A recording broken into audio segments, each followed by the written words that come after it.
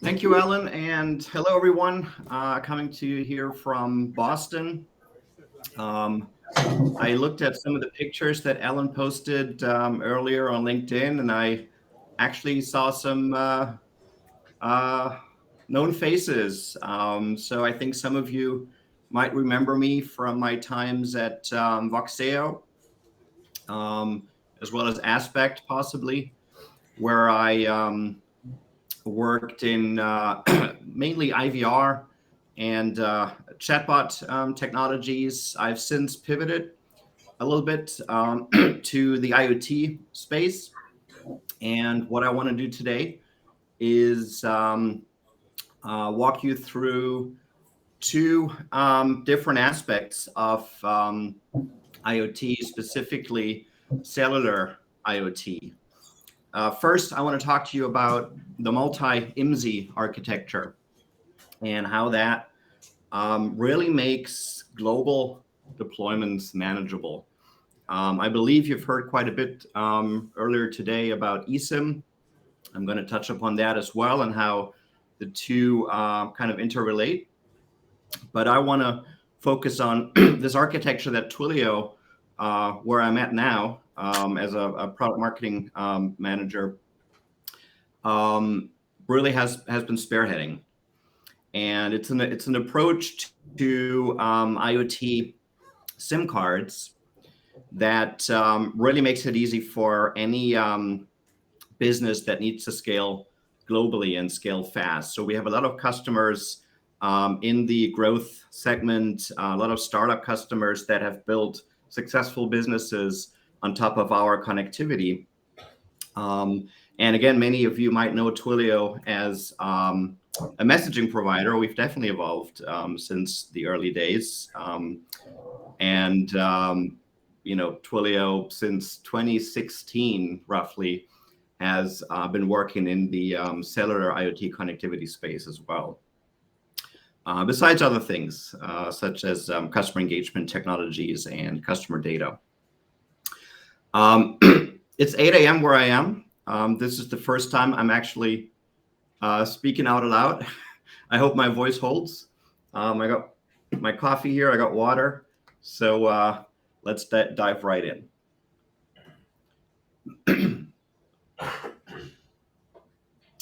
So the question really is there a SIM architecture that lets you basically purchase one SIM, put it in your devices, and know that they're going to be connected no matter where you deploy them in the world? Let me actually make my screen larger here so I can see my content better. There you go. There are essentially four options that you have when you choose a SIM card. I think the most straightforward one would be go to a carrier, get a SIM from them. Many of our customers start that way. They find out the painful way that that is actually not a maintainable way to manage their connectivity. If they even get a good deal from the carriers, a lot of smaller companies struggle getting heard by the carriers. The carriers have typically left the field of smaller deployments to what's called MVNOs, mobile virtual network operators. There's a lot of aspects that you need to look at, a lot of individual features that you need to look at to decide what is the right architecture. Things like, will I be able to have just one SIM, as in one SKU, one stock keeping unit to worry about, that I can put into all of my devices? Is there a single API I can work with to integrate the management of my SIMs into my workflows? As a matter of fact, I'm going to, after this first presentation, I'm going to go right over to my second presentation, where I'm going to dive deeper into APIs for cellular IoT deployments. One API and one administrative UI. You kind of don't want to be dealing with different logins to manage different parts or subsections of your SIM fleets. Are you dealing with one provider? Are you dealing with one contract, one monthly bill that's simple to understand, that covers your connectivity? one mobile core. I'm going to explain what the role of a mobile network core is and why that's so critical in a deployment of a cellular IoT project. The internet breakouts, where do they live? Are they on the other side of the planet, or are they quite local? So you get low latency. Permanent deployments, especially when you're dealing with roaming SIMs, there are limitations in certain countries as to how long you may stay connected in a particular country. Having a pick list of networks, so having the ability to choose exactly which networks per country you actually want to enable for your devices.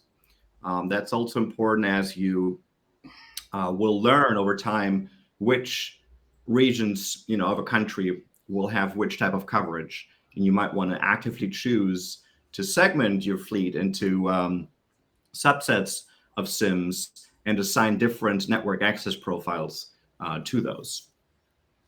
And finally, local rates. Will you get competitive rates no matter where your SIM is or where your device is going to find itself? So we're going to go through these criteria, and we're going to look at each of these four ways to connect to cellular networks.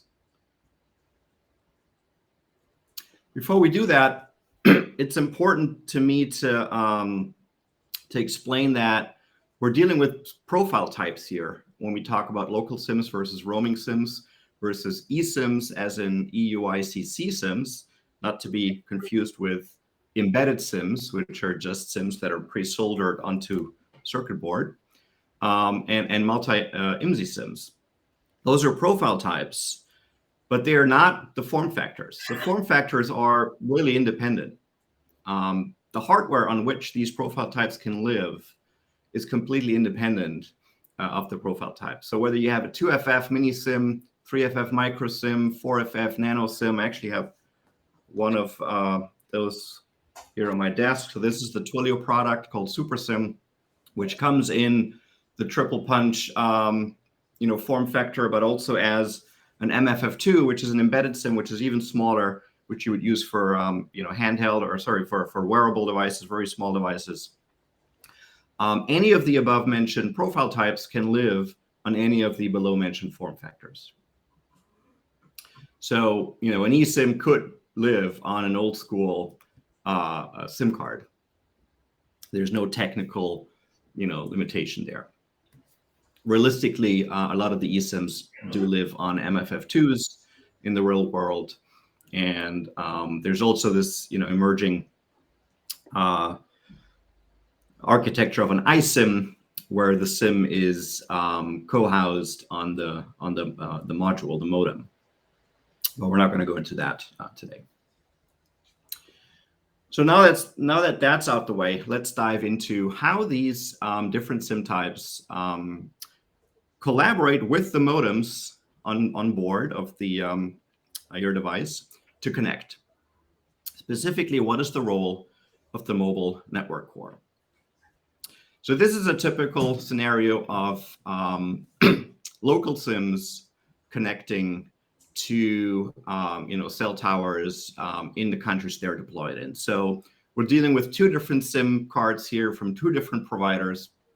We got Green SIM up here. Green SIM has an IMSI on it. IMSI is an International Mobile Subscriber Identity. And these IMSIs are essentially your passport, your keys to accessing certain networks. And that could be a single network, or it could be dozens or hundreds of networks. That is kind of defined in, what you signed up for, what you purchased, what your agreement is to what you have access. So in this case, the green IMSI, accesses the home network, and on the other side of the planet, you will have purchased blue IMSI, blue SIM, and it accesses its home network down there.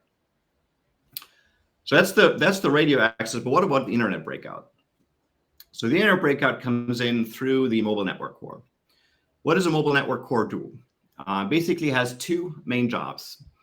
Number one, it authenticates the device. So it is the entity that decides whether a SIM may connect or a device may connect or not. And secondly, more importantly, it routes the data to other networks such as the internet. So in the case of a local SIM, let's say T-Mobile here in the US, Telstra down in Australia, the device basically connects to its local mobile core, which is an advantage because the mobile core now is local to, or close to where the device connects. So the breakout to the internet is local nearby, which gives you low latency, but also gives you the data sovereignty that you might need in terms of your business requirements and your data requirements. But what's important to understand is that these mobile mobile cores can behave slightly differently towards your devices. So there can, for instance, be configured different timeouts for getting connections that you need to accommodate in your firmware, in your code. There might be different routing prioritizations, audio over video, things like that. So essentially, to make sure that your device works perfectly in wherever they're deployed, you have to test, and you have to make sure that they actually do work fine with those mobile cores around the world. So to summarize, a local SIM has a lot of disadvantages with one advantage. Disadvantages being that you have many different SIMs to procure. So you basically have to struck deals with every single provider, every single carrier, in which sometimes several carriers in a single country where you want to roll out your devices. So that's kind of related, right? The many SIMs to procure and which complicates your procurement and your kind of hardware management, the many carriers to deal with, the many different builds to understand and parse and integrate with your payment system, etc. Then the many integrations with the mobile cores that you need to test. But you do get the local internet breakouts, and you typically do get great rates going directly with the carriers. So that's a pretty straightforward case. Now, what about roaming SIMs? Roaming SIMs are what all of us use, as consumers in our smartphones. When we go to a different country, we're not offline. We're still getting connections.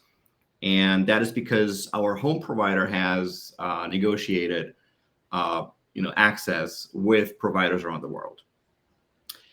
Typically with roaming SIMs, especially in the IoT space, you're basically stuck with whatever agreements your home carrier has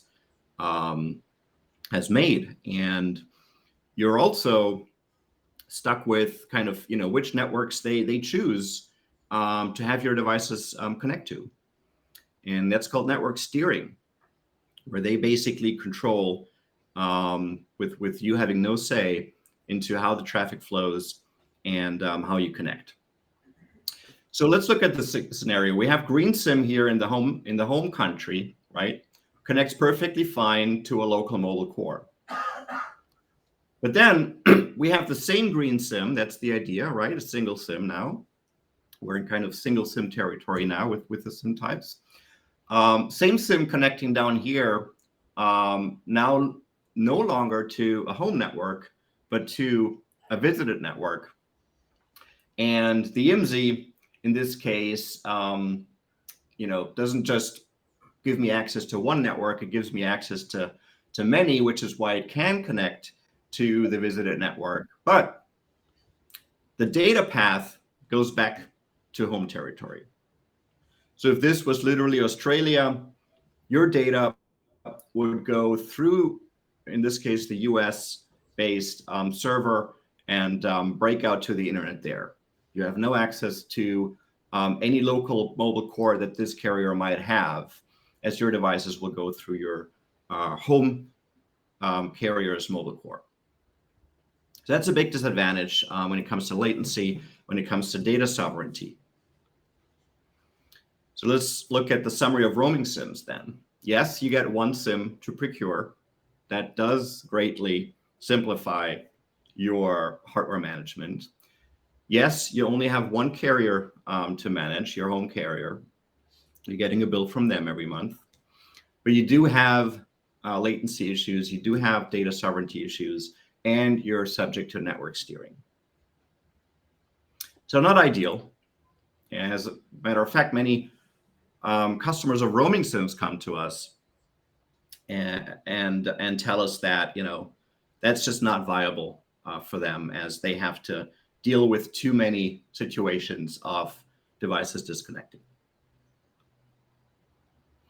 Now let's look at eSIM, and I think you've heard quite a bit about it already. So maybe this is all known to you, but eSIM, essentially you're dealing with one piece of hardware and the ability to now house many different SIM profiles. That's really what's new. Typically, one SIM holds one SIM profile, and that's it. With eSIM, you can load multiple on your eSIM, but only one can be active at a time. But you might have still multiple agreements, multiple relationships with carriers. Not you might, you will. Now, there are two standard architectures with eSIM that the GSMA defined. One is called M2M, machine to machine. The other one is called consumer.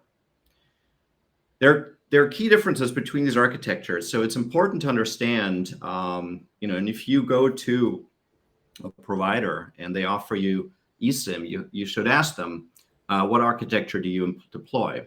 And here's why. With M2M, you're essentially dependent on a cloud server to manage the SIM profiles, to activate a different one, for instance, if you're in a different country.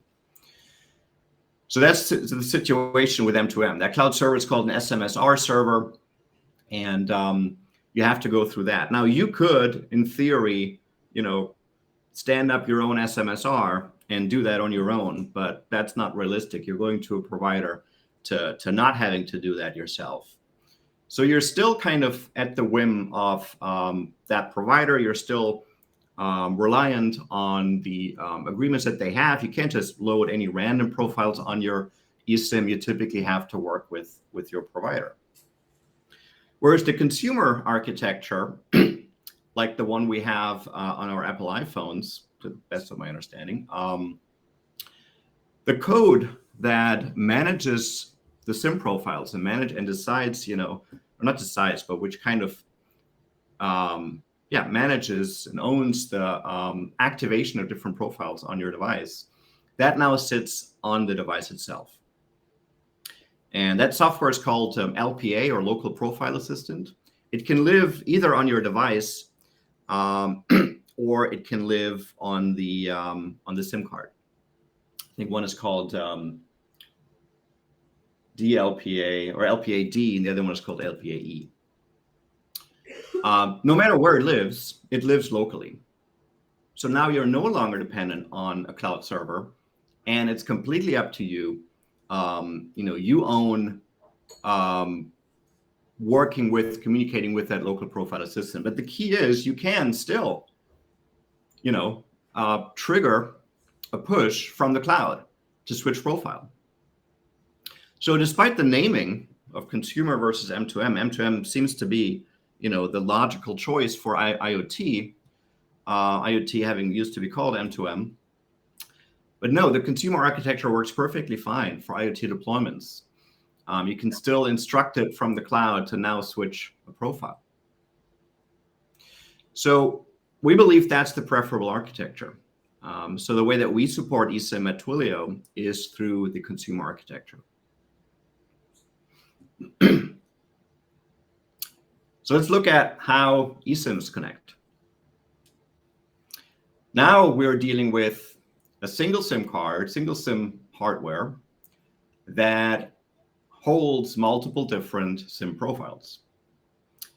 So let's look back at our scenario. We're here in the US, and as the SIM card hears from the modem what the country code is in which it finds itself, it decides, or you decide as the operator, depending on how you built the logic, or depending on which architecture you chose, to activate the SIM profile that is best for accessing the US network, right? So that might be a local Verizon SIM profile, for instance. Whereas while the same piece of hardware finds itself waking up in Australia, it now hears from the modem, I am in Australia, and it chooses, again, through onboard logic or the server-based cloud logic, to activate the SIM profile that is optimal for accessing Australia. So again, in this case, we're dealing with home networks in both cases, ideally, and we're dealing with mobile cores that are local. So what are the advantages of eSIM? One SIM to procure, but again, dealing with many carriers. Now, MVNOs might step up and work on shielding you from that complexity, maybe consolidating different builds into one, things like that. But you're still, there's still a level of complexity involved here that you have to deal with. And sometimes you even have to pay for the dormant profiles. Remember, only one can be active, but you might have a monthly charge for a dormant profile. So you need to check for that. So there's cost implications. You're still dealing with different mobile cores. You still have that problem I explained earlier. Yeah, and I touched the possible cost for the dormant profile. So still not ideal. So finally, let's look at multi-IMSI. What is that? It's essentially the idea of having a single SIM card that doesn't house multiple SIM profiles, but it houses one, but that profile has more than one IMSI. At Twilio, the super SIMs that we sell have 4 different IMSIs on board each. And these are unique numbers for each SIM. I'm showing 3 here in this sketch. So again, in the interplay between modem and mobile, and modem and SIM, it's now the logic on the SIM card that we coded into our super SIM in our case that decides which IMSI to activate. So again, the modem wakes up in the US and relays that information to the SIM. The SIM decides to activate this IMSI. And this IMSI could, again, in the case of Twilio, it's giving you access to dozens, sometimes hundreds different networks. So with 3 or 4 IMSIs, you get an overlapping list of networks, and that can be in the hundreds. With our SIM, you get around 400 networks. The same SIM in Australia would wake up and activate the IMSI that has Australian networks and that is optimized for Australian access. What about the mobile core? Well, with the multi-IMSI architecture, you have the flexibility to connect to different mobile cores wherever you find yourself. And the way we've architected that at Twilio is we own our own mobile core, first of all. So, that is something you should also check when you work with vendors and you choose providers is who owns the mobile core. And the mobile core is essentially a set of servers. It's software, should be these days anyway. So for us, it's fully cloud native software stack. And we've deployed it on Amazon. We've deployed it in Virginia.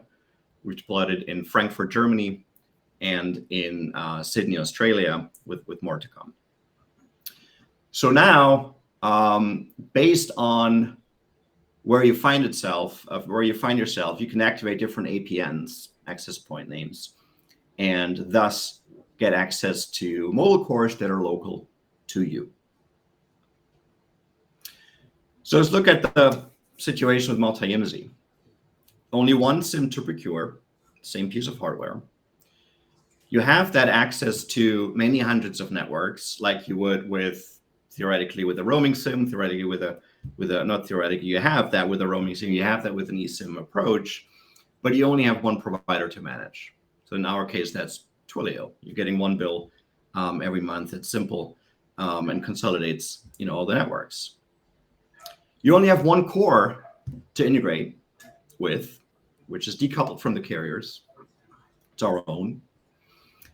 And you get full control over which networks you want to choose. So ideally, that's what you want. You want to have a console view, a console login, maybe use APIs to get a pick list of networks where you can say, okay, in the US, for this fleet that gets deployed in rural areas, I want to activate Verizon, but I want to deactivate T-Mobile. I don't even want it to try to access T-Mobile because I know it's a weak connection and it will only kind of delay the uptime or impact the uptime of my devices if it takes minutes to try to get a signal on T-Mobile, then fail, then switch to another one, etc.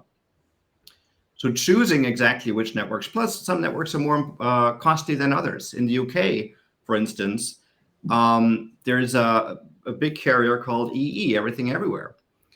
Fantastic name, by the way.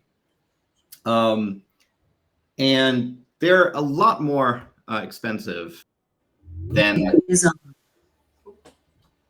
I'm sorry? It's okay. Don't worry. It was just somebody else joining the bridge. Gotcha. Okay, got it. A lot more expensive. So you might want to say, no, I don't want the EE network, so please disable it. So that's an ability you have with architectures that deploy this multi-IMSI approach. Now, it's important to understand that multi-IMSI and eSIM can be combined. So you could have a multi-IMSI SIM profile living on eSIM hardware. So for instance, here on the right-hand side, you see we have one SIM card that houses 3 different SIM profiles. One could be a local SIM, let's say Verizon in the US. The other one could be O2 in Germany. The third one could be a multi-IMSI SIM profile, like the one from Twilio. So by doing that, you get the best of both worlds, right? You get the simplicity, the coverage, and the network selectability of the multi-IMSI approach. But you get the vendor independence, as long as you go with consumer profiles, of the eSIM approach. So it's a good approach if you have, let's say, existing contracts, great relationships with certain large carriers, maybe great rates that you negotiated with them. So you want to keep those, you want to use their profile in their region, but then go with a multi-IMSI SIM for the rest of the world, for instance. Or maybe you want to leverage a carrier's retail distribution channel, right? Things like that. So how does that look, multi-IMSI SIM on eSIM? Here we have a single SIM, eSIM hardware. SIM profile 1 with one IMSI connects to one cell tower. SIM profile 2 with one IMSI connects to another cell tower. Multi-IMSI SIM profile 1 has 3 IMSIs, green, red, and blue, and then you get another local SIM profile 3. The key thing with multi-IMSI is you get multiple paths to a single network. So these multi-IMSI architectures or infrastructures also interconnect with different IMSI providers. So the 4 IMSIs that we put on each SIM at Twilio come from 4 large carrier and carrier aggregators that we have relationships with. They in turn have roaming agreements with local carriers, right? So you could say a multi-IMSI SIM is a SIM of roaming SIMs, if you like. But the key is that green network here can be accessed through, in this scenario, green IMSI and red IMSI, okay? Or a red tower could be accessed through green IMSI, red IMSI, or blue IMSI with its corresponding infrastructures. That gives you additional redundancy. So if one infrastructure goes down, the SIM will again communicate with the modem to switch to another one, and you will experience minimum downtime. Of course, if a network goes down, if a carrier cell tower goes down, you have others either on the same IMSI or on a different IMSI that you can connect to. So just briefly, at Twilio, we have Super SIM, as I said, with maximum global coverage on a single SIM. So you get around 400 networks on our Multi-IMSI SIM. You get the choice with built-in redundancy. With that, you get reliable service. You can select and control which carriers each of your devices connect to with automatic failover if needed. That's another important thing to look at. Will your SIM cards automatically fail over to another network in an outage situation, or is that a manual intervention scenario? You get very efficient operations, specifically through APIs, which will be my next topic. We're friendly folk, easy to access. We help you, free of charge to prototype, to test, to integrate. You can actually get a free SIM and all of that pre-contract. And our data plan is very friendly. No shenanigans with our pricing. You pay for what you use. It's pay as you go. It's no data pools. We don't charge for overages. When there's no pools, so you never pay for unused data. So coming back to our original overview of the different criteria, here's a kind of takeaway slide for you on Super SIM in particular, but Multi-IMSI SIM in general, regarding all these different factors that we talked about. If you are interested in trialing our SIM, you can go to twil.io/free trial.